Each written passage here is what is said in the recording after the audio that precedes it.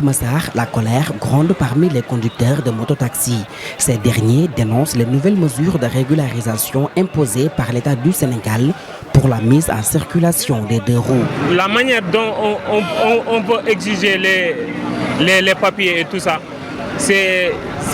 on trouve pas ça normal, c'est anormal. Parce que c'est pas accessible pour tout le monde. Parce que ici c'est des débrouillards qui sont là. Certains sont des gens qui... Les motos ne leur appartiennent pas. Ils doivent verser la semaine 18 000 francs. Donc c'est pas facile pour tout le monde. Donc selon nous, on peut faciliter les choses et nous donner les cartes grises. Peut-être, d'après ce qu'ils ont dit, il y a un délai dont ils vont donner les cartes grises gratuitement. Donc en ce moment, on peut nous donner les cartes grises et nous, on va chercher les assurances. Face à ces difficultés, une demande revient souvent, la décentralisation des bureaux du service des mines. Cela permettrait à ces conducteurs de régulariser leurs papiers sans devoir parcourir de longues distances. Le seul service des mines de la région se situe à Dakar, ce qui est trop loin de la banlieue.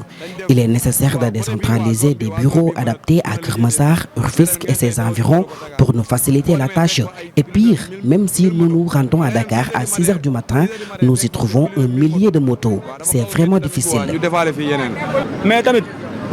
Même si nous conduisons avec un CMC ou un acte de vente, ces papiers ne sont même pas demandés lorsque les agents de la circulation nous interpellent sur la route. Nous acceptons bien sûr que les motos non en règle soient mises en fourrière, mais ils sachent que trouver ces papiers n'est pas une mince affaire, surtout dans la banlieue.